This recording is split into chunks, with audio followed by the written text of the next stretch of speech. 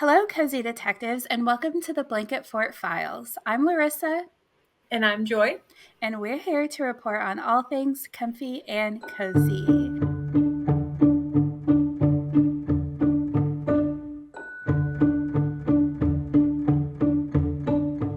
Merry Christmas! Merry Christmas! Wow, so I excited. know it's still definitely early in our world, but this episode comes out the very next day. So Christmas was yesterday if you're Yay. listening the day this comes out, which goes into our theme, which we'll get into. Yes. It also is just cozy season in general, and I've been really in it so Yeah. far. So we're only I'm going to spoil how early we have this recorded, but we're within the first week of December, and I'm in my 24 days of tea Yes. era because I'm doing the advent calendar So and it's been very exciting. fun. And today was a chai tea, and I made it. On the back, it said I could add milk and do the milk version. And so that's what I did. Are And you I took liking it? what I call my party pills. Yeah, I actually am. It's the anti make your You're tummy like, hurt pills. Yeah. yeah, you just Yep. threw in the party pills and then stopped. I was like, people are going to be like, whoa, look at Joyce Yeah. getting down for the Woohoo! podcast. All just because I just can't process milk. Also, so unrelated, but I just saw it with the light last episode when we recorded. I had this going, and I'm like, why am I not smelling it? Maybe it's that thing. What I'm doing, if you're listening, I'm pointing at my candle warmer. Mm-hmm. And last episode, I was like, why am I not smelling it? Maybe it's just like that thing where you wear your perfume so much that you like Get used don't to smell your it. own perfume. No, I had the lid on the candle the whole time, and I've Oh, never done no. that. And so also a good thing, no fire hazard happens type of a thing. It just got really, really warm. It was like a tin lid. Yeah. So I can smell it now, and I now realize how like I literally like went to turn it off after we recorded, and I was like, oh well, the lid Aw. was on What the whole scent time. is it? It's like a vanilla something Mm-hmm. scent. I got it at a local place here. It's a soy candle too, which I also really like. So I feel like that plus my chai plus my little like cozy outfit, I feel very actually I kind of feel very Christmassy. This is also a Yeah, Christmas mug. it's I got so this for myself. cute. Love It's it. a Rifle Paper Company one. I really like Ooh, theirs. yeah, they have a lot of good Mm-hmm. stuff. Speaking of giving away what day it is in our Mm. world, I was going to ask you, have you seen the Walmart commercial? Oh yes, I was like, I have to talk about that, You're and I right. forgot. I got distracted. I have. I am very curious to see your thoughts on it, and then I will share mine. So I'm going to flip it back to you. Yeah. If you saw, I like when I first saw it this morning, or like it was just a part of it that someone like screen recorded off of like Yep. Reddit. Yeah. And my first thought, because they'd been teasing it, was Scott and Lauren and Sean all were like teasing this big thing. And so when I saw it was just an ad, I was like, what a crummy commercial, like from a store, a Christmas store. Like that was the first thing that popped into my head. And like it's definitely really cute. I love It is being cute. back in Yeah. Stars Hollow with them. Yeah. And like I'm not really that surprised that's what it was, just because like they had that big Mean Girls one. I think like was Yeah. it this summer or maybe even a little bit before that, but they Yeah, I had don't like all remember. of the cast. So I'm honestly wondering if we're gonna get like a longer version, because I feel like there's so many of the actors who would be wanting to Mm-hmm. do a clip. It kind of stinks that they had like a big like almost like teaser for it, like this big Yep. like dropping on the 3rd. Like I thought it was gonna be some like exclusive Walmart Stars Hollow merch line. That's exactly what I thought Yeah. because I saw because people were like, "Oh, they're gonna do another season." And I'm like, "But like, it has like hashtag like Walmart. Walmart." And Yeah. I'm like, "Unless Walmart's sponsoring the new season," but I doubt that. Yeah. But I thought it was gonna be Gilmore Girls themed merch at Walmart, Mm-hmm. and I guess it makes sense that since the actors were in it, it's more of an ad for Walmart. But also, yeah, you're right. They built at least Luke's and at least part of Stars Hollow Yeah. because Is Kirk that walks through it at the beginning. yeah, I was wondering if they just Could be a used the separate like set. Warner Brothers set, like That's what because I would think. Yeah. it's decked out for Christmas right now, and I don't know how early they would have filmed it, but I would imagine they just used the WB lot. Yeah. Because you can, the way that the Luke's Diner is at the WB lot, you can actually film in that first little section Mm-hmm. there of Luke's. Like obviously the back room, the upstairs, all of that's not there. Even like the kitchen isn't there. But we actually never see the kitchen really. We just see like Caesar popping his head out of the kitchen.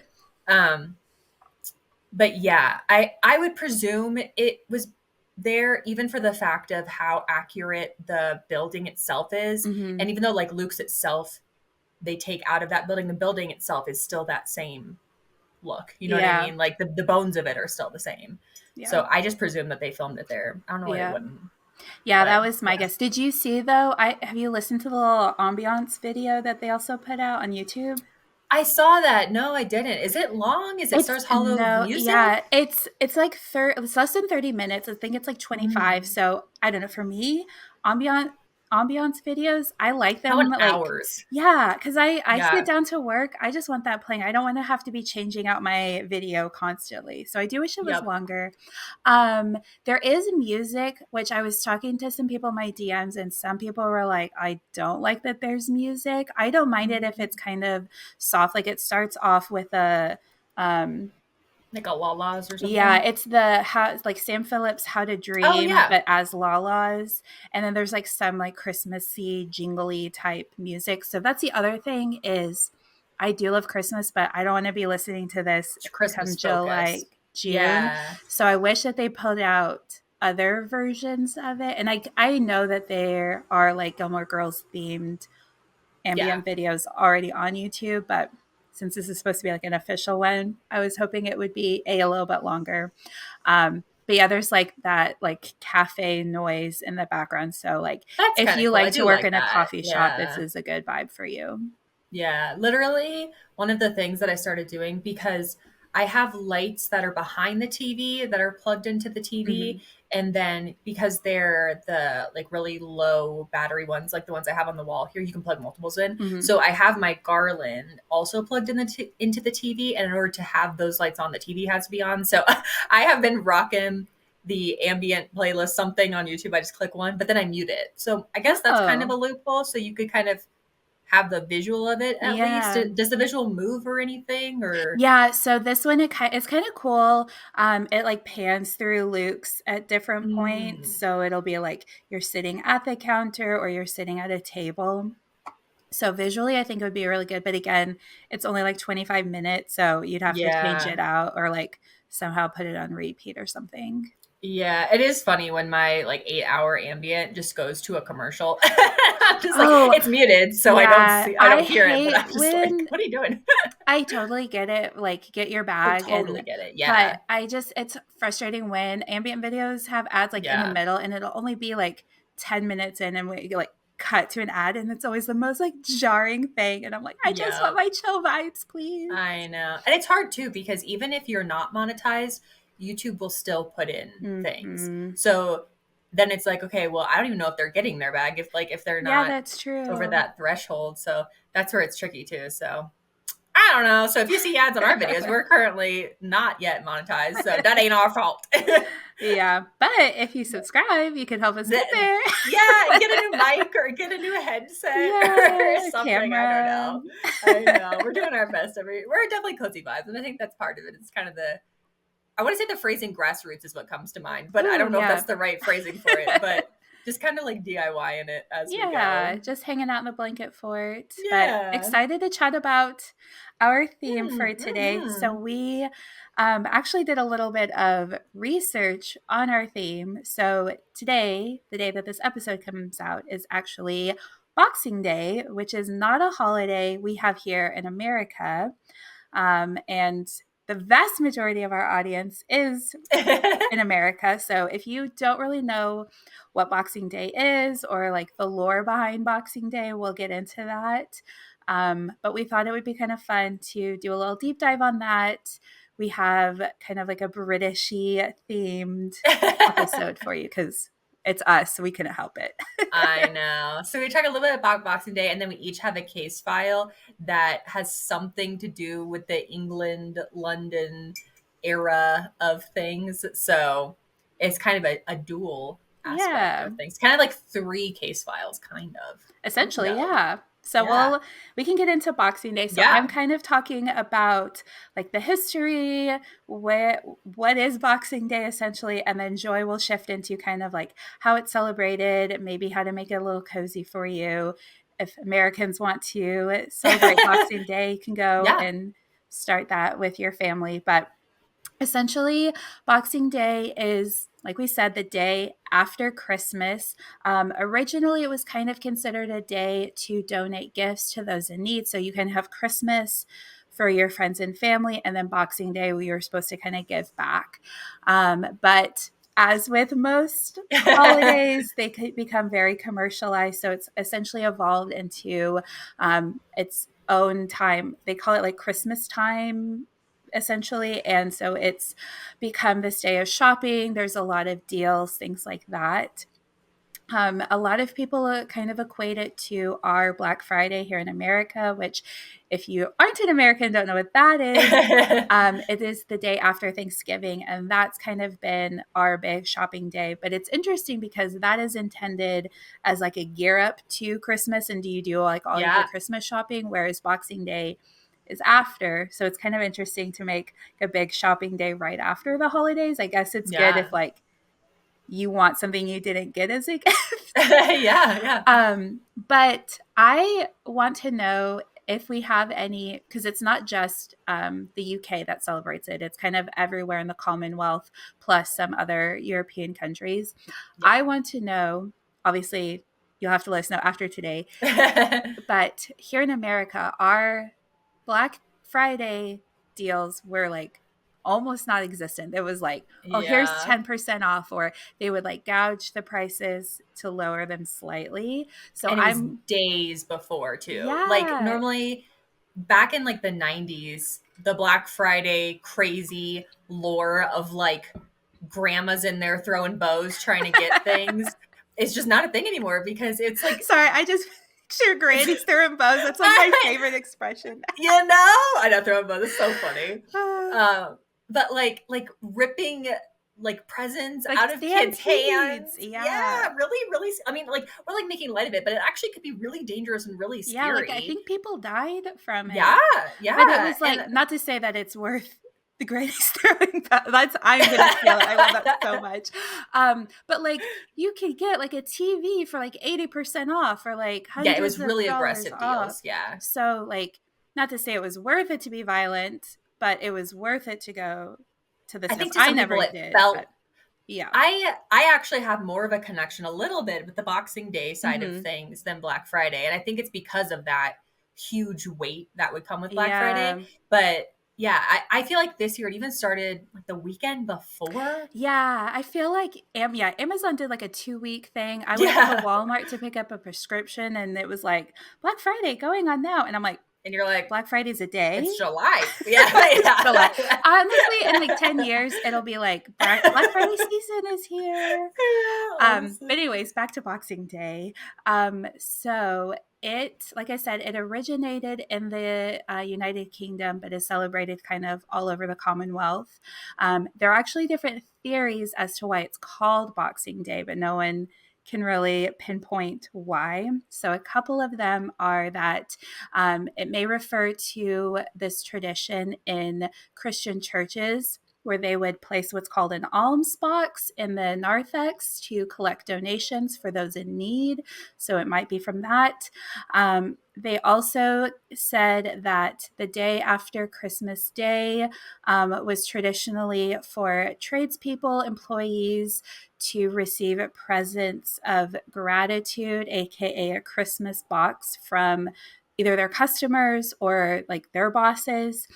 And then the third theory is a little not so great, but Oh, I don't know if I when heard they the third had one. like servants back then, they would get like the day off because they would have to serve their masters on Christmas Day. And so Like then, Downton Abbey vibes of mm-hmm. things. And so Yeah. then they would have to, they would get the next day off, and sometimes their master would give them like a box of leftovers to celebrate with their families. So three different options of where the actual like box part came in. But I know as like a kid and seeing like Boxing Day on the calendar, I definitely thought it was like Oh put 'em yeah. up boxing. Yep, absolutely. I don't get, and this is just Joy the American, but like a day of boxes or the day of boxes, like something where it's Mhm. like obviously boxes versus like I'm gonna like fist fight it out.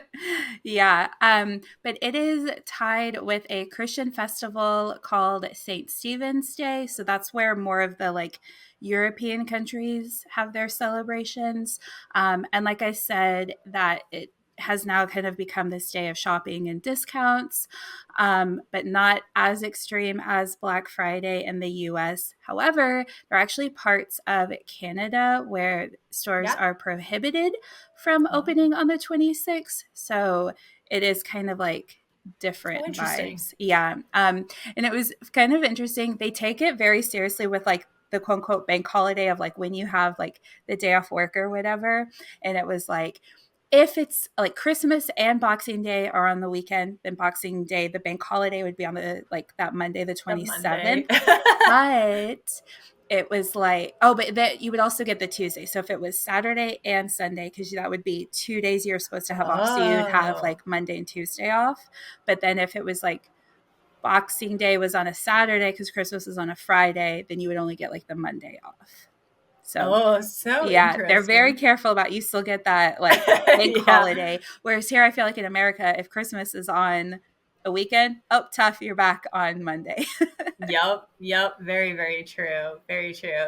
The a few of the ways that I also saw, I saw basically it celebrated very similarly to what you said. One of the things that I was thinking for kind of the nowadays thought process of Hmm. things is it would be a really great day to volunteer somewhere or to reach out to like the local community, do something in connection with that Yeah. because they're with those three kind of histories of what it could be, it from what I saw, the one of the core thoughts of that day was you have a day where you're kind of giving presents within like I guess kind of like your family or your people that you know, but then you're like kind of also looking out the next Hmm. day of like where are other people that we can donate to or connect with or kind of like make sure like we're giving the day off. Yeah. A couple more of the ways that I was kind of thinking about it as well is one of our tips that we had for Christmas or having like a cozy winter is to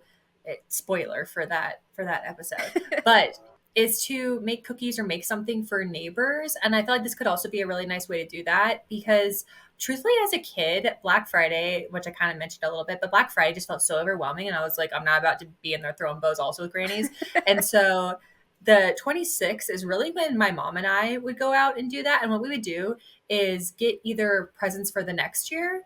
So that was kind of Mm. like a really great way to do that, or get things for like decorating the tree or get ribbons. And for me, and I guess this is the shopping part more so of it, but I actually really prefer that to Black Friday because it's more fun. You're kind of still in the Christmas spirit. You're still focused around that. And everything's And like super on sale. yeah, and so the ribbons that I've used, so my 2% cozy includes a ribbon. And Ooh. it's a ribbon that I was like, "Oh yeah, I forgot that I bought that last year." And so I feel like kind of connecting that in as well is also like looking forward because then you could use that ribbon to like tie it around something for friends and family or for something like that. And so that was kind of one of my tips of ways to look forward for that. The only thing Yeah. is you'd have to store it for a year, but we always just put it in like one of those like plastic boxes. And Yeah, so but then I it's think good to it's go. kind of fun because it's almost like a little treat to future you. Like I did that Yeah. one year. I got a new Christmas tree after Christmas because it was super on sale. Mhm. And then it was just then like extra special getting to put it up for the first time the next year. And one other thing, and I know this tends to be more for like actual Christmas rather than Boxing Day, but something that I know we really want to do this year are those Christmas crackers where you Cute. like pull Yeah. and you get the little paper crown. Because I know we do that a little bit here. Like I've seen them in stores, but it's not as big of a tradition. But I think Yeah. that could be a little fun cozy treat, especially if you have kids. That could be a fun little Oh, thing to do yeah. here. I know like a Christmas roast is really big over there. So that obviously sounds like a very cozy, hearty meal for sure. Yeah, and it was actually in London, but my one New Year's that I had in London, on our Mhm. plates in the restaurant, they had the Christmas crackers, and it was so cute because I was like, "Oh my gosh, I'm so excited!" And I wear my little crown for like ever, and I was so Yeah, excited. it's so cute. Love it. Well, are we ready to dive into our London case file? Yeah, I'm really excited. I actually don't know any. I love your movie, but I don't know anything from behind the scenes or anything about it at I all. I had to go a little kind of a bit of a stretch on some of them because there's actually not a Mm. lot. Like I was struggling to find stuff.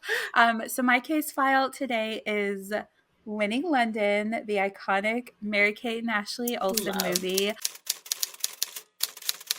And it's so funny. I was doing my research and I texted Joy because like this is both our favorite Mary-Kate and Ashley movie.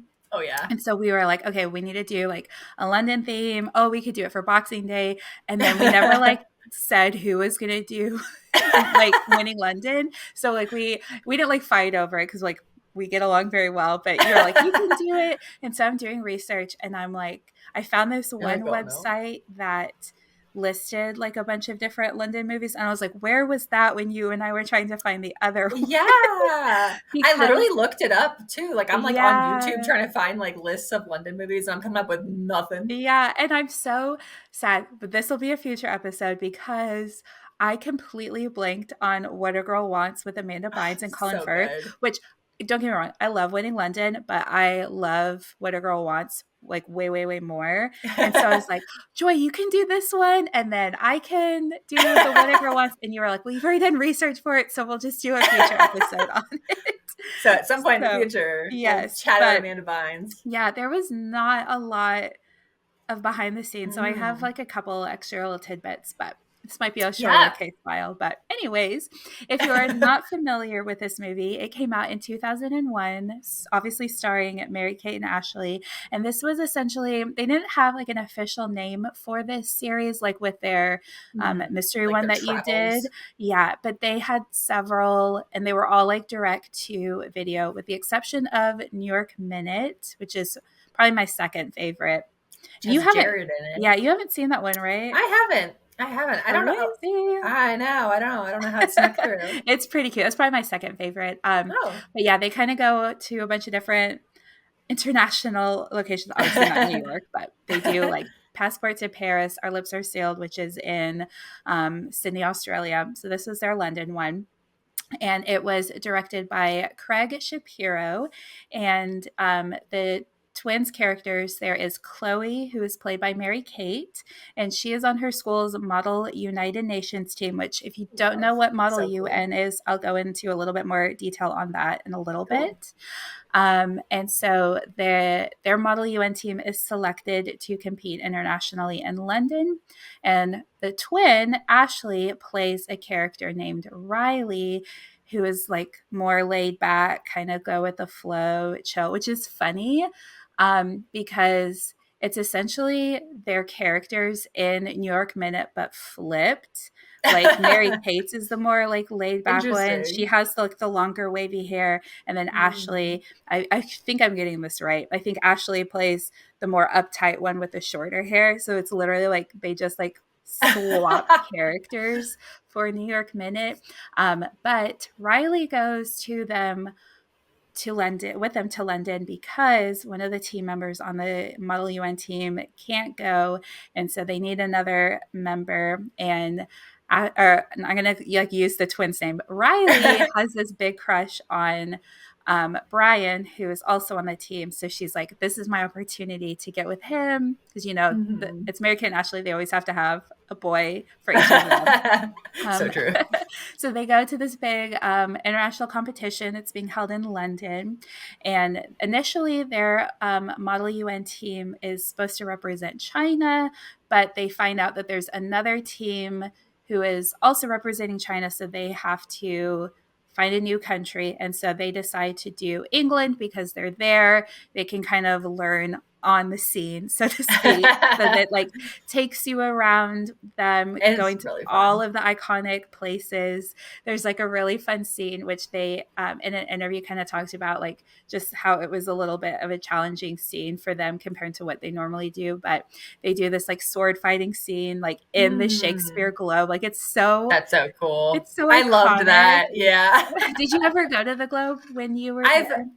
I've walked like near it, but I didn't like see a play or anything. Can you still see plays there? Yeah, we That's didn't see cool. a play there. We did go on a tour the first time we went. That's cool.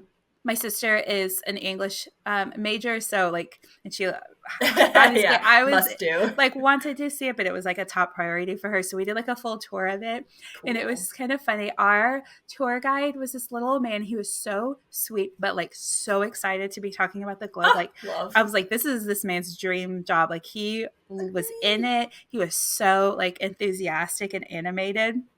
Love. But there is this one thing because he said it so many times.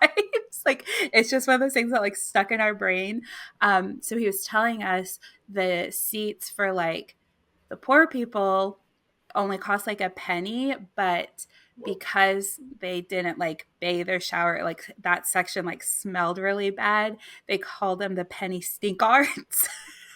Oh, So he just kept saying that all the time. They're like penny stinkards. So oh now my like gosh. we'll just like randomly if we don't necessarily have anything to like equate that if saying like oh but we'll just like randomly shout out like penny stinker. Oh, because that's theater in the round, right? Where Mm-hmm. you're the 360. That's Yeah, really cool. yeah. That is really cool. um but back to Winning London. So obviously there, Riley has Brian that she's pursuing, so Chloe needs a guy There's as clothes. well. Yeah. So So she funny. starts to fall for James Browning, who is the son of a noble lord, and he's played by Jesse Spencer. You may know him also from House, the medical drama, and then Uptown Girls, which I love that movie so much. Um, he's actually from Australia, so he doesn't do a super great Oh, job of the British and that accent. as a kid, I bought it. I was Yeah, like, as a kid, wow. definitely. And I think too, that was one of those things growing up. Like I just assumed they were like the same, but now that I'm older, I'm like, You're no, like, this this sounds isn't very different. good. Yeah. And then actually, one thing I learned, which is a little, it kind of reminded me of your White Christmas thing.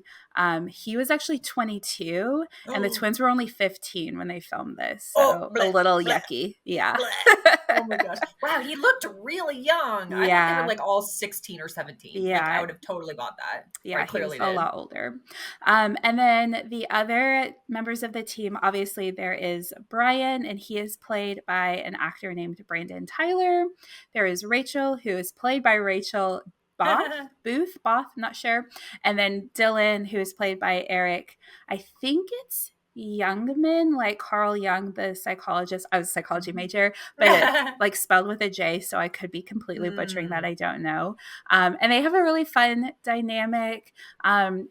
Dylan is this like videographer kind of documentarian, yeah. so sometimes it'll cut to like his His footage, POV. Yeah. and it's like one of those things where it's like it's poorly shot, poorly edited, but as a Love. kid, it was so iconic. Mm-hmm. Um, but the reason that it features the Model UN competition, so the director and the twins kind of wanted a more like grown up topic with Mm, this movie because they were more well into their teen years. So they decided to use the Model UN because it's cool. seen as like a more adultier, like, Very prestigious. yeah, Yeah. versus something with like, although I think Our Lips Are Sealed came out before this one, and that one is them like in the witness protection program. So that seems very adult to me as well. That's hilarious. But if you don't know what Model UN is, which is kind of cool because the school I used to work at had a pretty big MUN program. And so I actually knew Cool. students that did it. I didn't have this when I was in high school, but watching this movie, it was something I would have loved to be Same. in. But Model UN essentially is a conference format event. that students can participate in. So at some schools, like it's a full class that kids can take. Others, it's just like a club after school. But it aims to like simulate the procedures and processes of the United Nations. So students participate as delegates, and they represent various United Nations committees and other bodies and procedures or whatever that the real UN has. And so they research, they formulate political positions, decisions that based on the country's like real life positions on things. And so they actually like debate things like that. So I've never been to like a real life model UN competition, but from what I could gather, it was fairly realistic into how things would go. There's also a scene in which the twins play polo in the movie because Yeah. um, James is playing, and so they decide, oh, we're going to play too. And fun fact, I actually didn't know this, but Mary Kate was a real life equestrian, and Oh, she like even went on to compete professionally. wow. Cool. I Yeah, didn't know that either. yeah. So and she started riding a horse when she was like 6 years old. So I think for her, that seemed was probably like super easy for versus like for I Ashley, it was was so probably a little bit excited. more stressful. Yeah. And I almost wonder, couldn't find anything on this, but I almost wonder if they like put that scene in specifically for Mary Kate because of her like background with that. Um, and then in an interview that I watched, kind of by this point, the twins were essentially in charge of their wardrobe for their movies because they were older. Loved. So, and they were so like iconic. So they did have a costume designer, and the three kind of like all worked together to figure out their Cool. outfits. And she said that they really wanted to be trendsetters and kind of predict what would become trendy. And I think obviously they did. And I'll get a little bit more into their fashion stuff in a second. Cool. Obviously, they had their like Walmart line or whatever, but for this movie specifically, they used a lot of fall European looks. So they chose specific colors of those like warm browns. They have a lot of hats in this Yeah. movie. And I would think that they were probably the ones that made like bucket hats really trendy the first time around, especially with this movie and like the like movie poster itself. For that age, for sure. Yeah, Because when I thought of bucket hats as like I'm younger than them, but like when I was like, wow, they're so old and so cool, I was like, they have a bucket hat. I want a bucket hat, you know? yeah. And I go back to because this movie came out in 2001, so I think I was in probably like around fourth or fifth grade, and we took in fourth grade we took pictures in, this is very Texas of me, but we took them in these Texas wildflower fields. They weren't actually bluebonnets, but I had like a bucket hat in my photos. Cute. So Cute. very timely. But I did want to talk a little bit about one of their fashion labels, again, because there wasn't a lot about this movie, but I was able to make a connection with it. So they're probably most known for, because it's what they're doing now, is their fashion label, The Row, which was launched in 2006. And I didn't know this, but it was named after Savile Row, which is in London. So there's my tie-in. And this street is located in central London, and it's known historically for kind of being the place for fine tailoring for men. So they were kind of just inspired by the fashion history there. So I don't know if like while they were working on this movie, if that was kind of like in the back of their mind at all. But The Row started in 2005. So it wasn't that long after this movie. But Ashley, it kind of started more as her project, where she wanted to create the perfect t-shirt, she said. So she like interviewed a bunch of different body types to try to get the right fit for like That's cool. everyone. So initially they actually didn't want their names really attached to the brand. They really wanted it to speak for itself. And I think this was their time where they were, I feel like they still now, but I think then they were really kind of going undercover. They didn't act anymore. Or Mary Kate did a little bit, but they weren't like Mary Kate and Ashley, like they were trying Yeah. to separate from that. So for about 3 years after launching The Row, they really didn't really have an association with it.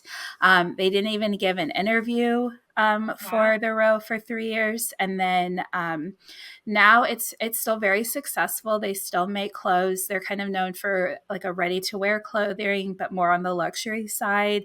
They also make footwear, handbags, and accessories.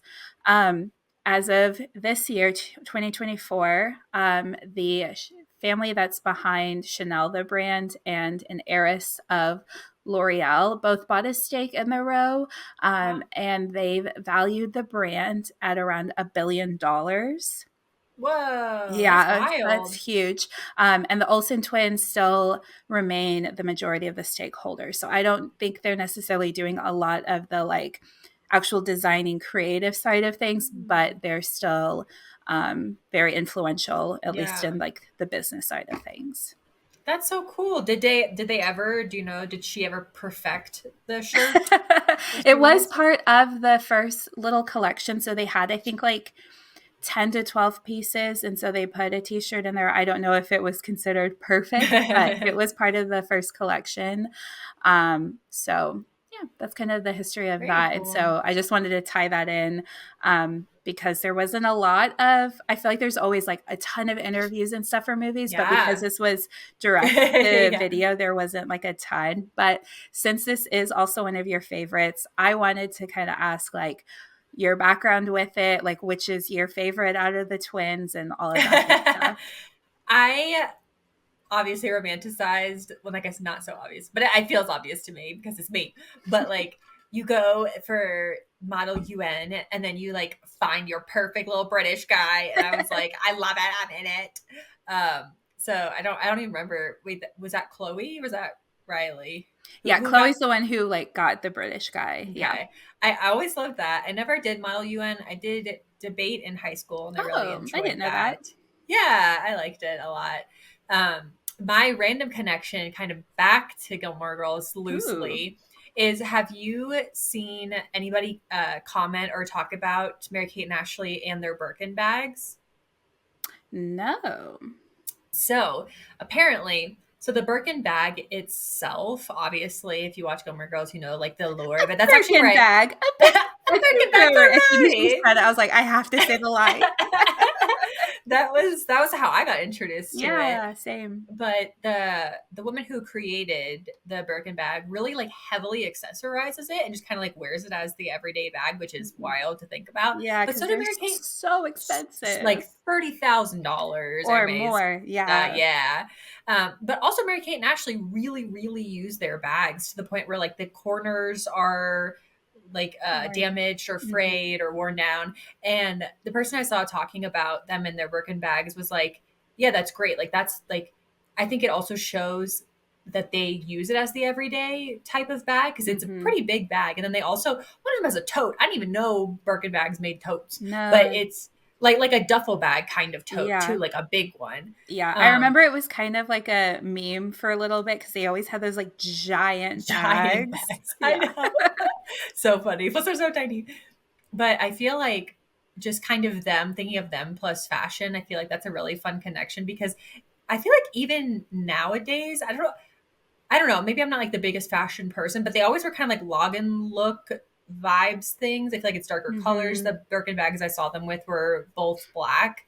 And I just appreciated that if they're going to spend that much on it. At least they're using it. You know what I Yeah, mean? right, and So, it's not just, like, collecting dust. yeah.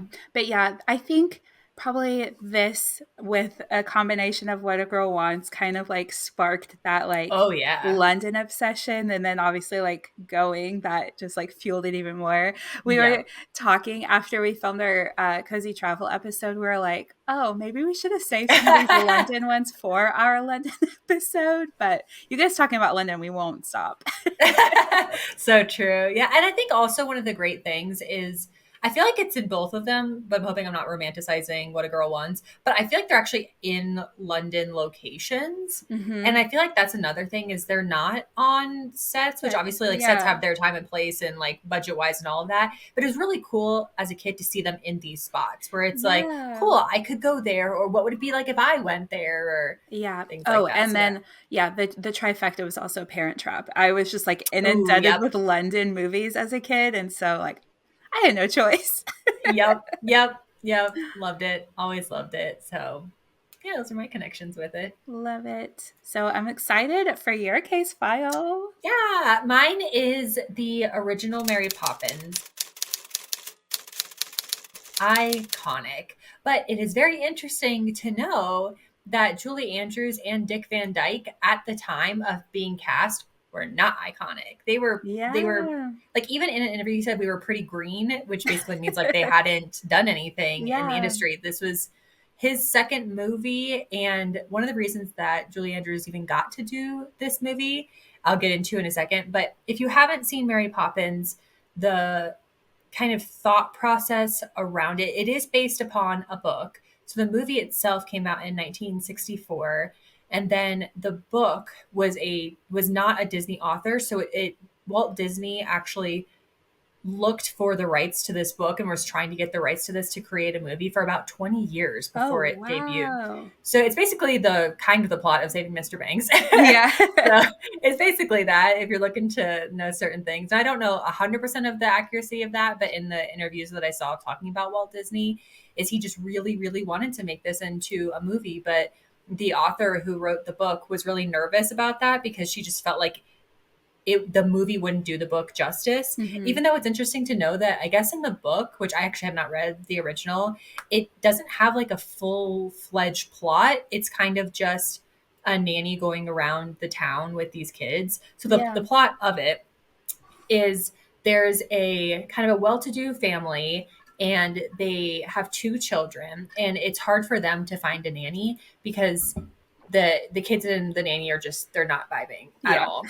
And so the kids are trying to think of what they would want in a nanny, and they write out a list. The dad rips it up. I'm literally remembering this from memory because I have not seen this in a hot second. I can help you out if you need to, because Right, it's been a throws it- while, but it is one of my favorites too. Right, throws it in the fireplace, and then it finds Mary Poppins. Am I Yeah. wrong, or is that what Yeah, happened? that's Okay. yeah, there's definitely this like magical Magical. realismness Yep. to the movie, especially with her, because she's just Oh, this yeah. like mystic character I love. Mhm.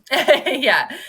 Which also the author was very particular about, because at the end of kind of writing the script and the musical aspects of this, they brought her in, and she basically was like, there's audio recordings of it, and she's like, nope, don't like this, don't like that, Mary Poppins Oh, should be like wow. this. Like, the dad was never mean, he always had a good heart, but he was just bogged down by the ways of the world, and like she was very specific on the characters and like Yeah. their motivation behind things. But so basically the letter finds Mary Poppins, she shows up for the interview, it's very magically in how all of that works, and I kind of like that we never fully find out the behind the scenes of Mary Poppins. She's kind of just here for a moment in this family's life, Yeah. and then she goes away. And I heard Julie Andrews was talking about like who Mary Poppins is as a person, and she kind of said that she's just there to help mend families and have them be better people. And I really like that. I thought that was really cute, because that's really what she does throughout the movie. She kind of just points out different things, helps the parents realize it. See, I would say become warmer, but Pam would not have been happy with that. But it, to me, especially watching it the first time, it felt like the parents became a lot warmer. Yeah. Because the dad seems pretty cold when we first meet him, but maybe he's just bogged down by the ways of the world. But I think too, like, it feels a little bit more like a genuine lesson if you approach it that way, because it's like, obviously he's dealing with, he's a banker, which is always funny, Mr. Banks the banker. I know. And so, and I think correct me if I'm wrong, but it's like supposed to be like right around like the stock market crash. Is that correct? I think so, yeah, because the Dick Van Dyke also plays an older character that also works at the bank, and they're very particular about things. Then he plays like the really, really old guy. So it's interesting, all these different characters that he played in it. But yeah, it's around a more tumultuous time. And so kind of seeing the ways that impacts the dad, and then how Mary Poppins helps refocus on like that family is important. Yeah. Mm-hmm. So a few of the fun behind the scenes things that I saw about it is this is one of the projects that Walt poured himself the most into, which I thought was really sweet, because first of all, he basically courted this lady for like 20 years trying to get the Yeah. rights to this movie. In 1959 is when he finally got the rights after meeting the author in person. And she talks about how meeting him really was what solidified being okay with allowing him to do this project. He also highlighted about six. So, in reading the book, he highlighted 6 chapters, and then the brothers who wrote the music for it, he just kind of like wanted, before they were hired on the project, wanted their opinion on this. So, he said, "Hey, go read this book." And they came back with the 6 same chapters highlighted, which I thought was Oh, really cute. wow. So, it's like, it would have been like one of those moments where you're like, yes, okay, we're on the same page. Like, Yeah. we can figure this out. The movie was a hit as soon as it came out. It was the biggest hit that the studio had actually ever seen, and the audiences loved it. So Walt, one of the quotes that I have is from one of the visual effects artists on it, Peter Ellenshaw, and the way that he described Walt Disney, I just thought was so sweet. It was, Walt Disney was one of the most marvelous men that I had ever worked for. I thought marvelous was such a cute way to do it, and I feel like although Mary Poppins is obviously the, I guess, brainchild of another person, I feel like Walt Disney really had that childlike aspect to him and was creating movies that children would want to go see, and like the very whimsical aspect of things. And there's also another quote about how when the choreographers for it were coming up with certain things, there's a part in it where Dick Van Dyke is dancing and he ends up dancing with penguins. And so I actually have 2 stories about that. One, he was supposed to be dancing with waiters, and then Walt looked at it and was like, "You know what? I've always thought waiters looked like penguins." And so that's why they're little animated That's penguins. amazing. Yeah. Yeah. And when almost a Walt, when Dick Van Dyke throws his hat and his cane, um, obviously like that's like the movie magic side of things, but actually I'm getting two scenes confused. So there's another part where Dick Van Dyke dances with Julie Andrews, and the umbrella and the walking stick, I guess But is yeah, what you the call it. cane. The Yeah. cane, they kind of dance in the same way. And the choreographer was like, that'd be really cool. Like before obviously that happened. Like they're in the process of it. They're like, that'd be really Mhm. cool if the umbrella and the cane danced as well. But I don't know if that's possible. Someone was like, don't ever say that at Disney. So they like made it happen because it's just, Cute. it was groundbreaking at the time. They had animatronics in this that they had never had before. So the bird, when Julie Andrews has the bird on her finger, that's an animatronic. But also the Mm. whistling of that is actually Julie Andrews, which I thought was cute too. Yeah. So And she it's does both. just like even the idea, because they go into like an animation world. I think Yeah. that's really cool. And I'm assuming that was also kind of like a groundbreaking feature Yeah. as well. Yeah. And it was really cute hearing the visual effects artist talk about that scene specifically, like with the penguins, Mhm. because the way that it was filmed was like, and this is from the visual artist's perspective. So I'm like, I bet he's right though. But it was basically like, don't think about the visual effects, just come up with like the best choreography and the best scene that you can. We'll work the visual effects into it. But then he's like, he keeps stepping on all my penguins. So I just thought it was so cute. He's like, I had them duck and jump and do anything just to get out of the way. Aw. He's like, I kept losing penguins. So he was like so like frazzled about it. It was so cute. Yeah, but it's such a But fun scene, and I think it's so iconic. And I think yeah. like it goes back to that, like even that like TikTok filter like a year or so ago with like the dancing penguins from like Madagascar, like that it's still like a Yeah. relevant concept even now. Absolutely, absolutely. I can't remember what the film the gentleman was talking about, but he was talking about how he will look back to this movie because it's not Babes in Toyland. 'Cause Babes in Toyland was before this. There's That another movie movie that, scares me. yeah, honestly, Is it yeah, but Shitty as, Kitty Bang Bang? Because that maybe also has Dick Van Dyke, but also it was scares some, me. yeah, I know. Oh, really? Oh, yeah. It's the Like child yeah, catcher. That's the yeah, creepy thing. yeah. No cracks in the walls and the Ugh. woodwork. It's like, ugh, I hate that guy. Yeah. So creepy. But see, that's one of those lines that I remember because I was traumatized as a Yeah. child. But Julie Andrews, in talking about, she said we called it Super Cal, and I thought that was so cute, like a little like Love lingo it. for it. Yeah. But she said it's the razzle dazzle. Oh my gosh, just messed it up. So sad. It's the razzle dazzle center of the movie, and I thought that was so Aw. cute. Like who says Yeah. razzle dazzle? I just love it. Like all of the like It's so wording. good of her. It's so beautiful. Also, Julie Andrews almost wasn't able to do this movie. So the way that she was hired for the movie is 2 different people. So she was on Carson, I think, in the evening.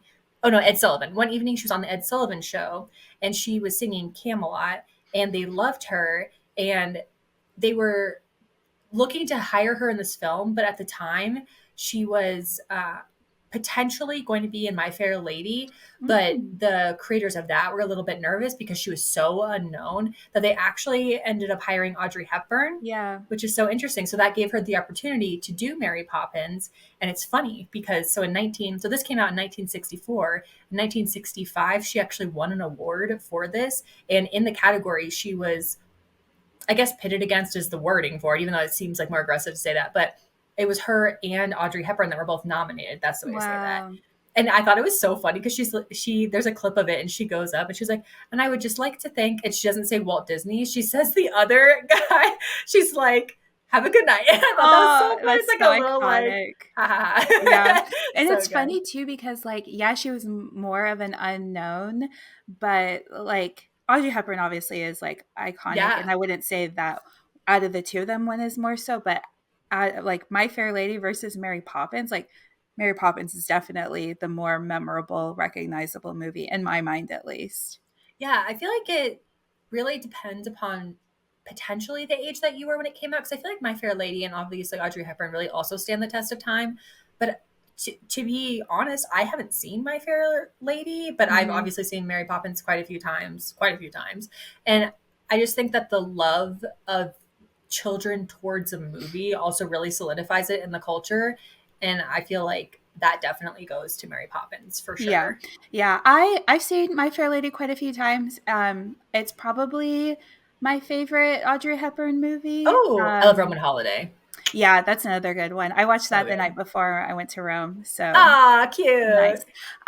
But I think like probably her most recognizable is The Breakfast at Tiffany's just because of that Oh like yeah. shot with the like cigarette holder and everything. Yep. But Yep. yeah, I don't think I knew that Julie Andrews was going to be slated to do My Fair Lady. It's interesting. Yeah.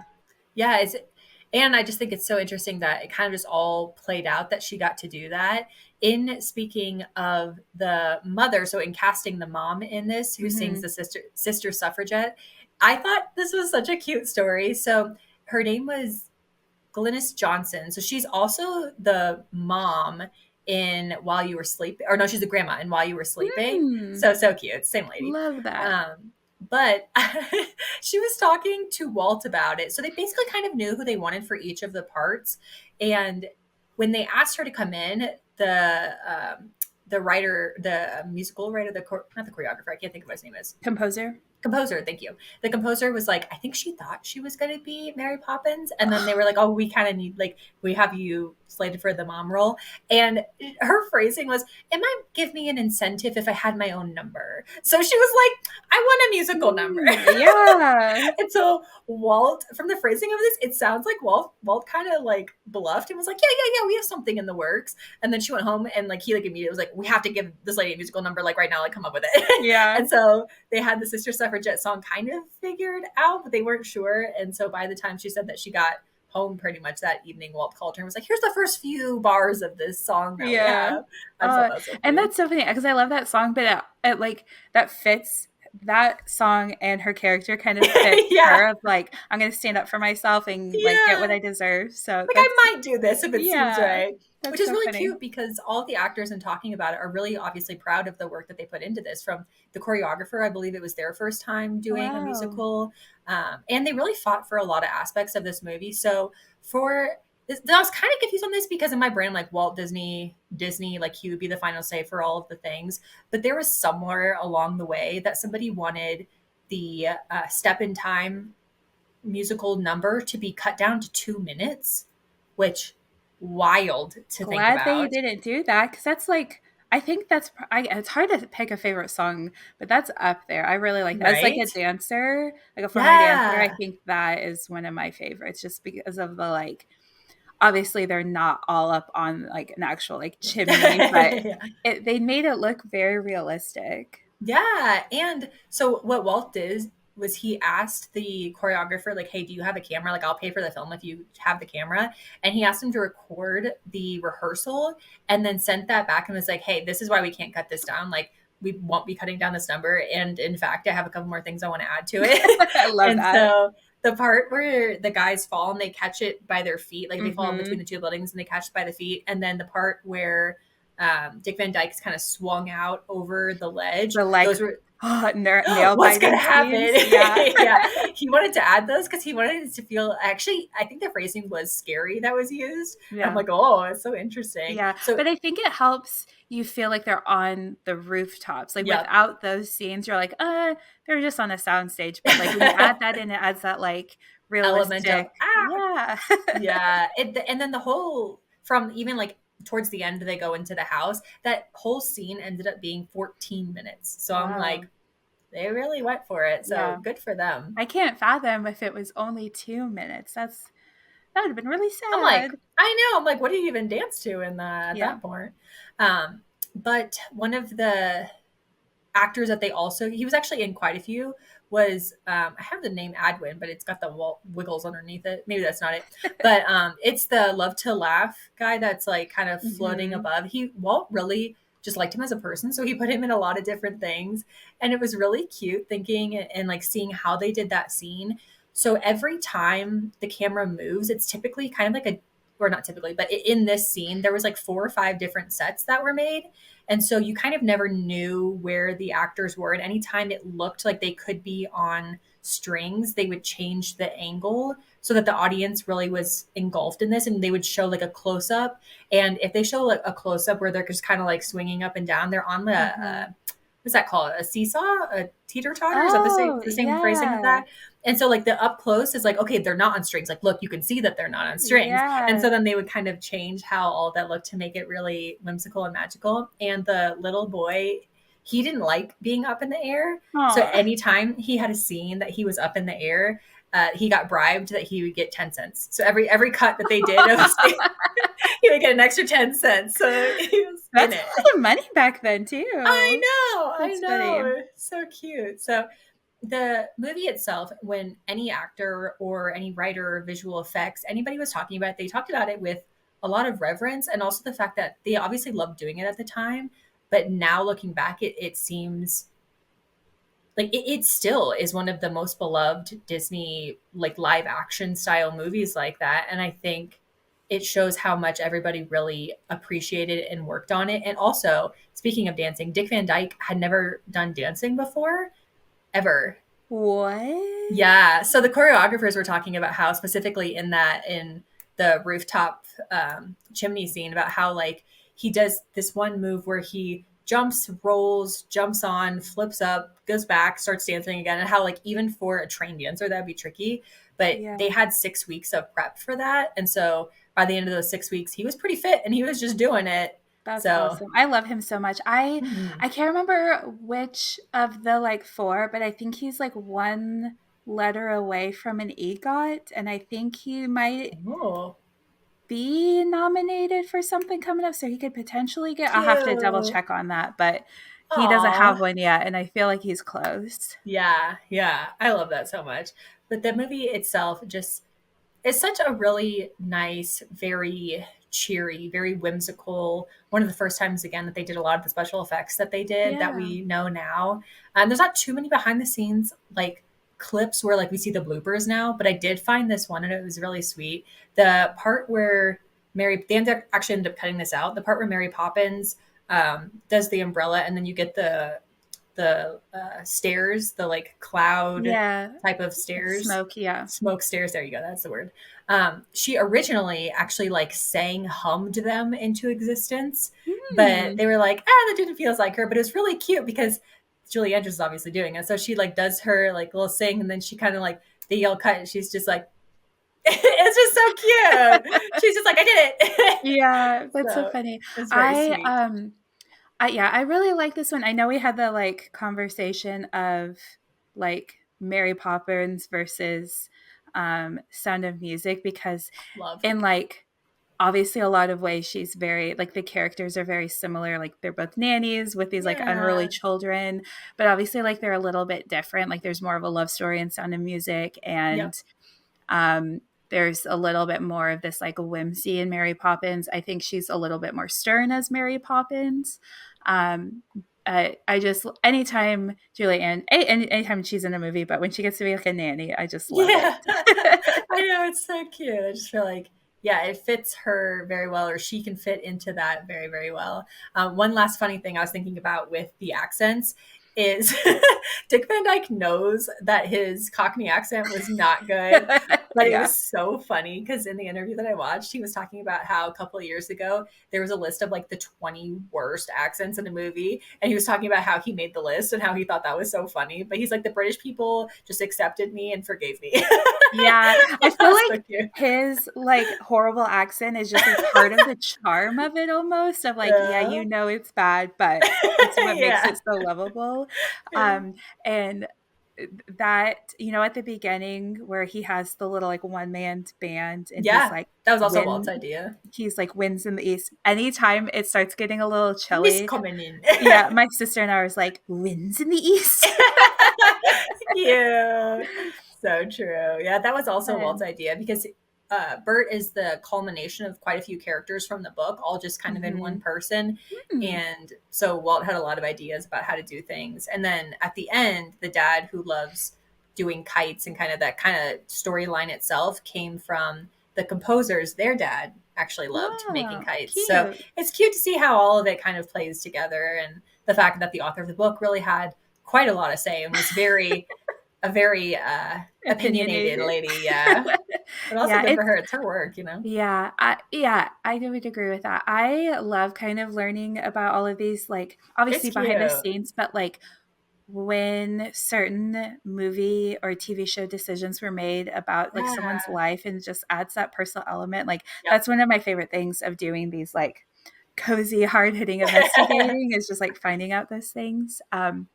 But something that I was kind of thinking about when you were talking about this movie and how, like, popular it was, Yeah.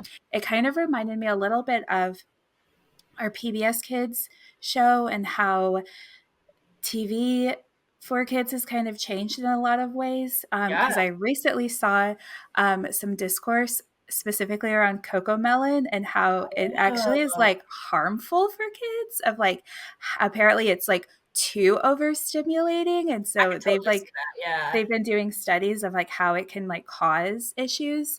Interesting. But it's just interesting, and because I feel like, and I don't want to speak for all kids or really any kids because I don't have any and I'm not a kid anymore, but I would be really interested to see how many kids could, like, sit down and watch Mary Poppins now, because, like, even as a kid, like, I love this movie, but I'll admit there's some dry, boring parts in Mary Poppins. Like, Oh, anytime when they were, like, at the bank, other than, like, once Dick Van me Dyke comes in too. and being a little silly, I'm like, "Well, let me rewind on my VCR because Yeah. it's a little boring." I totally get that. Yeah, that did remind me of one other fact that I had, which I thought was very sweet. So, for what would have been Walt's 100th birthday, which was, I believe, the same day as the unveiling of the statue in Disneyland of Walt and Mhm. Mickey, the one of the brothers was asked to come and perform a few of the just like different songs and things like that, kind of in Uh-huh. honoring Walt. And one of Walt's favorite songs, I think he said it, the way that he phrased it sounded like this was Walt's favorite song. So Hmm. I don't know exactly if this is 100% accurate, but this is from the one of the brothers who made the songs for Mary Poppins. He said, "Feed the birds." It was so, I Aw. know that was so I sweet. That he just know. loved it. And what would have them on a Friday? He would just be like, "Hey, can you come to the office for a little bit?" And then he'd be like, "Hey, can you play my song?" And so they would Cute. just like play the song. He'd be like, "Yep, that's what it's all about. Have a good weekend." And I'm like, "Oh, so cute." That's sweet. So I just feel like, yeah, the behind the scenes and the loving of things and like the slower aspect of things, because especially as a kid, that is one of the scenes that I'd be like, Yep. let's get the show on Yeah, the let's road. get to Supercala. Yeah. But yes, So that is fun. a lot of the behind the scenes of fun facts about Mary Poppins, the So fun. 1964. I did that one. I don't have any facts about the new one because I have seen it once or twice, but the original is what has my heart for sure. Yeah, I think the newer one, I've seen it, I think just the one time. I actually saw it, like, on Christmas Day. I did enjoy it. I thought it was, like, a good adaptation of it. I think we've been having this conversation a lot just because I feel like all movies are sequels, remakes, live versions. And so I feel like if you're going to do, like, some sort of remake or whatever, like, it needs to have a new storyline. Like, I know some people may not agree because they It really was love the very close. original, Yeah. but I prefer them to have like a new take. Like obviously Wicked's out right now. That's a new take on the Wizard of Oz. Like Maleficent, that was like one of the Yeah. first ones. That was a new take on Sleeping Beauty. So if they have that where and this one wasn't even necessarily like a new version of the suit, it was just like a new chapter. I feel like that is worthwhile and good. Um, but yeah, I think it's just one of those things where I love the first one so much that it was really Yeah. hard to compare. But I think as an actress, Emily Blunt did Yeah. amazing. I love Lin Manuel Miranda. I think his stuff was really fun too. Um, but yeah, I just don't think anything could hold up to the first one for sure. Yeah. And I think it's part of that is the difference again, and we talked about this and I sing the song of this probably too much, but is the difference in time that's allowed now versus that was allowed then. Because when you're looking and you're seeing the skyline in certain scenes of Mary Poppins the original, those are paintings that Yeah. the artist like left holes in so that you could shine through the back. And like Dick Van Dyke had 6 weeks to prep for one single number. And I just feel like a lot of times now I don't know this for sure for the new Mary Poppins, but it just feels a lot quicker the way that things are coming apart. Now I just sound like Arthur from The Holiday, but I, honestly, he ain't wrong. I know. So I relate to him more and more now when he and and even it's so funny because like when that movie came out, like he was like, movies these days. And I'm like, I you would know, be like so Arthur, you don't concerned even now. know. Yeah. So funny, so funny. But But yeah, I still think they did a good job with what they had, but something kind of along that you mentioned the paintings, how it just like all the technology and like the CGI stuff, it's yeah, kind it of just feels a like little different. I feel like if movies would embrace more of that like traditional film, things like that, even if they're not using 100%. that old technology, but if they embrace that like vintage quality, I think Yeah. yeah, Or if they people did, I think a movie filmed on film on like a 90s, early 2000s camera would kill it at the box offices. Because I feel yeah. like it just has some of that is just the glass that you use. And Hmm. I just think it like honestly, also talking about Gilmore Girls, the first 2 seasons of Gilmore Girls was on Yeah, film. film. And Yeah. personally, I feel like that's one of the reasons why it also feels a little bit cozier to me Yeah, sometimes. for sure. I would agree. Well, speaking of Speaking cozier, of cozy, look at us go. love it. Do you want to go first? Yeah, sure. So I keep talking. I think what it is once I make a list of something, my brain's like remembers the list. So I made those gift tags that I was talking about with the air dry clay. Yes. I got a little bit nervous at first. So the only thing I'm not sure of, which I might actually get your opinion because I did send you a photo. So I I'm like them. I thought they were really cute. yeah. The thing I'm unsure of is I have little stamps that I have in them, but the letters of the stamps are pretty tiny. And I was so specific about like, okay, am I spelling everybody's name right? But I'm trying to decide if inside the letters, should I paint that before? Because I want to do the gloss, Hmm. the high gloss type of coat thingy. But should I try to paint like a I don't even have a gold. I'd have to go get a gold, but like maybe a red would be good. I have Yeah, I red. was gonna suggest either like I think gold, black, or red would be good and kind of pop. Because I think they're cute as is, but I think to really get that definition and they'll help like So I was stand thinking, out. I think that could be look really nice. okay, because I just didn't want to do it and have it be muddy.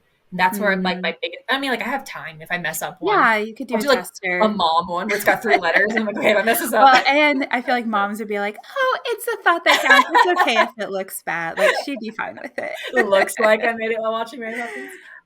But yeah, so I think I legitimately might use like a toothpick. Like that's how tiny these little letters Oh are. wow. So I think that's my next step. By the time this comes out, I'll at least have done the mom and dad one so that we can post the photo. Yeah. But yeah, so I want to probably color them in and then do the top coat. And then I have the ribbon that I'm going to tie them to presents. And I just think it's cute and it makes me feel like Little Women vibes and I'm in it. So that's what I did this Love it. weekend. That was my craft. So my 2%, we have been doing like hot chocolate at nighttime because it's finally Love. cold enough for that. But My specific 2% is just like again, a little elevated, a little bit cozier. I've been using a electric milk frother to like get the Ooh. milk nice and foamy and really incorporate the like hot chocolate powder. Um, and I don't have one of the like really fancy ones where like you add the like tumbler to it. It's just like one of the little handheld ones, but it's been really making a nice little difference with my hot chocolates. So Ooh. that's my little tip. They're not that expensive. You can get a little battery operated one for like pretty cheap, I Got think. mine at So IKEA. yeah, So exactly. yep. I was gonna have that. It's so funny because I was gonna have that be my 2%. And then I saw that like yours had the word hot chocolate in it because I literally made hot chocolate last night for the first time this season. And I did the stovetop with milk and I melted down chocolate and I added a little cacao. Is that the word? Powder? Mm-hmm. And a little pinch of salt. I did not add a cinnamon stick because I got nervous that it was going to be overwhelming in flavor. But do you add a cinnamon stick normally? Um, so we've just been using the like powder mixes right now because I don't got time at night to do like this is like literally like a right before bed Oh, situation. nice. But yeah, I think a cinnamon stick wouldn't be super overpowering. Yeah. It'd be better than that bone broth you were gonna try. Okay, speaking of that, I literally also bought bone broth to try it, and I didn't. I forgot about it last night. I was like, no, I'm just gonna do milk. I still But want you to try it I'll just because have I'm to report curious. back. I know. I'm kind of scared. But then I Aw. also made whipped cream, and so Ooh, I put that little dollop of that on top. So good. I love it. love it. What are our cozy detectives 2%? Yeah, so we've got a couple. We have Emily Bensuelo bought new Christmas glasses from an antique store. And I was like, is this joy in disguise? I just have alternate accounts. I know, that'd be so funny. And then this one kind of feels like me. I feel like these two were very much like us Nice. in disguise. But at Lauren L. May 39 made homemade sourdough bread. Love. I tried that in the 2020 time of things, and I got scared Yes, that I was same. gonna mess up everything. And it It's just when it gets hard. in that stage where it smells a little funky, I was like, ugh. I just get so scared because you have to feed it and cut it in half every day. So great job, Lauren, because I feel like Yeah. that I'm sure it's beautiful and I'm sure it smells great too. Oh, And so it's very good. cozy because you have to put it in Yeah. the pot and then put it in the oven. And I Yeah. love Just like that. warm bread is super cozy. But yeah, when I was reading those, I was like, is this actually Joy and Larissa in disguise? I love that. I think that's the best thing is I think all the cozy detectives, including us, have similar things that we just find so cozy. And that's why it's Yeah. also fun because it like you hadn't made hot chocolate this season, or you were like, oh yeah, I forgot that I was wanting to make sourdough this season. And that could be towards like a winter thing too, because that'd be a great hobby to learn and like figure out during this time of year. Yeah, absolutely. Love it. Well, thank you for listening to our current and I was gonna say soon to be cozy detectives, but it's I don't know. Subscribe, hang out with us here. Be sure to follow us on Instagram and on YouTube, and subscribe wherever you listen to your podcasts. Send us your 2% cozier as well because it's really fun. Like we were just talking about to learn from each other and just get reminders of things that maybe we already think are cozy, but have Yeah. just maybe slipped our minds for a little bit. Make sure you, again, are subscribing wherever you two listen to your podcast. And then join us next week in the Blanket Fort, where we're going to discuss cozy lifestyles for the new year. We have 2 different types. Yeah. Our first 2025 episode. Wow. I Oh my know, gosh. so So exciting. crazy.